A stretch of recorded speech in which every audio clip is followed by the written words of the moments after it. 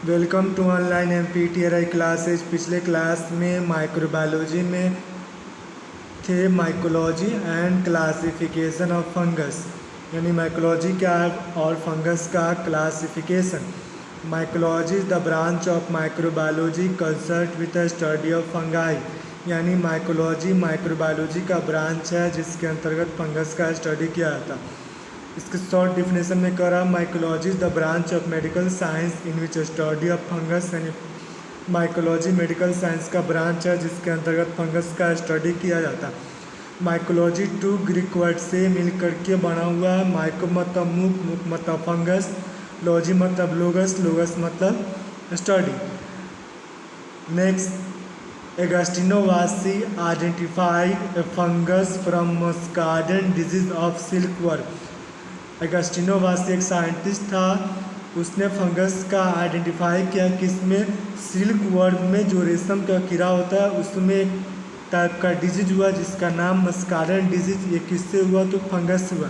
वहीं से फंगस का आइडेंटिफाई शुरू हुआ।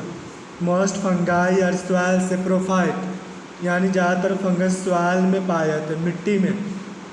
सेप्रोफाइट मतलब मिट्टी में पाया जाने वाला फंगस।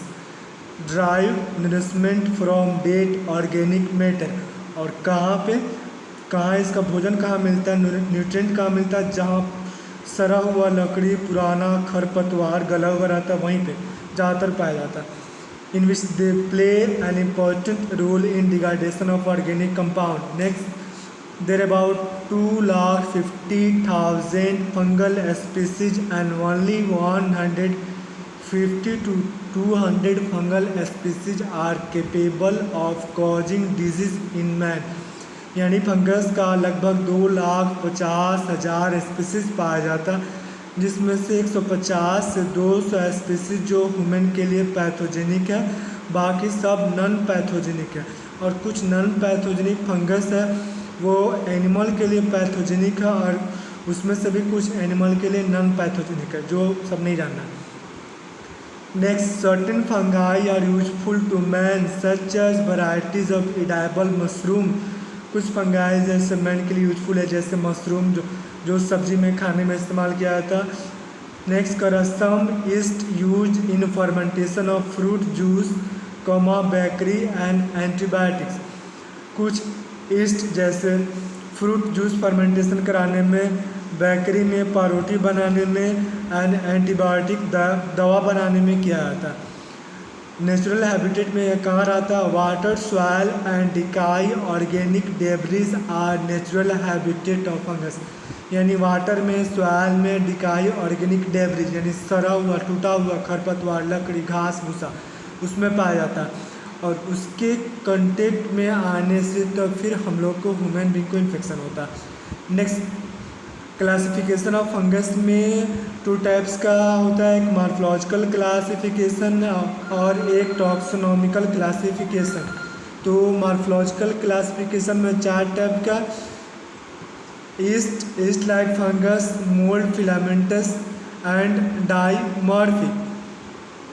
नेक्स्ट, पहला yeast are rounded, oval, elongated, unicellular fungi, यानी ओवल राउंडेड शेप का होता है, यूनिसेलुलर मतलब एक कोशिकीय है। Next, they organism remain in the yeast from at both room temperature and body temperature. ये जो ईस्ट है, रूम टेम्परेचर और बॉडी टेम्परेचर 37 डिग्री सेल्सियस दोनों में बने रहते हैं। Most of them reproduce by an asexual process called budding or fission, और इसमें सेक्सुअल प्रोसेस होता है जिसको बर्डिंग, फिजन यानी ब्रांचिंग में। आगे में नेक्स्ट में कहीं कहीं ओवल राउंडेड शेप का जो सिंगल है, और दूसरी जगह ब्रांचिंग बर्डिंग ईस्ट है। Next, each yeast cell usually contain a single nucleus, यानी सिंगल न्यूक्लियस पाया जाता है इसमें। एग्जाम्पल के लिए pathogenic yeast, cryptococcus neoformans. Next, morphological classification का दूसरा टाइप है ईस्ट लाइक फंगस। इस टाइप फंगस में करा these yeast grow partly as yeast and partly as chain of elongated budding cell join end to end forming pseudo hyphae. ये भी same east के जैसा, लेकिन इसमें कुछ ब्रांचिंग है, कहीं सिंगल ईस्ट मिलेगा, कहीं बॉर्डिंग से ब्रांचिंग से में जो एक दूसरे से जुड़ा हुआ रहता है। एग्जाम्पल में कैंडिडा अल्बिकांस। इस कैंडिडा अल्बिकांस का ही बहुत सारा स्पीसीज पाया था, जिसमें से 8 स्पीसीज जो ह्यूमन के लिए पैथोजेनिक है, बाकी सब नॉन पैथोजेनिक है। और इससे होने वाले डिजीज को कैंडिडियासिस या मोनिलियासिस के नाम से जानते हैं। नेक्स्ट है 3 नंबर में मोल्ड और filamentous fungus. They grow as branching filaments called hyphae, usually 2 to 10 micrometre in diameter, यानी इसका चौड़ाई 2 से 10 माइक्रोमीटर तक होता है। ये हाइफी एक होता है सेप्टिड, एक होता है एसेप्टिड है, नॉन सेप्टिड हाइफी। सेप्टिड और एसेप्टिड हाइफी में डिफरेंस है, जो यहाँ ब्रांचिंग के बाद लाइनिंग दिया हुआ है ना ब्लैक में, सेप्टिड में लाइनिंग है और एसेप्टिड में लाइनिंग नहीं है। यही सेप्टिड और एसेप्टिड में हाइफी में डिफरेंस है। हाइफी में भी सेप्टिड और non septate. They hyphae continue to grow and branch from tangled mass of growth is known as mycelium. Tangled mass मतलब होता है उलझा हुआ मसल, उलझा हुआ टिश्यू। ये हाइफी ग्रो करता उलझा हुआ टेंगल्ड मास एकदम टिश्यू के जैसा, मसल के जैसा, जिसको हम माइसीलियम के नाम से आते हैं। यहाँ पे दिख रहा mycelium. Next, they reproduce by the formation of different types of sexual asexual spores that develop from the mycelium. और इसी माइसीलियम में या साइड में निकला हुआ ये सब दोनों तरफ में ये सब स्पोर्स।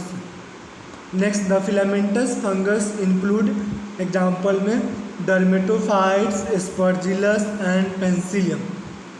नेक्स्ट है 4 नंबर में डाइमॉर्फिक फंगाई, मतलब वैसा फंगस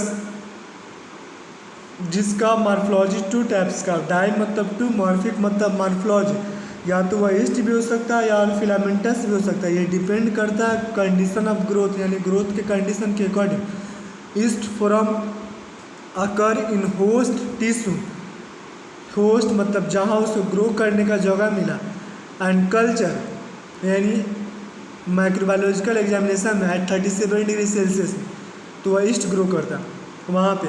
और फिलामेंटस यानी ब्रांचिंग शेप में ग्रो करता तो वह कहाँ पे, तो सॉइल में और कल्चर में ये भी 22 to 25 डिग्री सेल्सियस, तो ये ब्रांचिंग शेप में मिलेगा।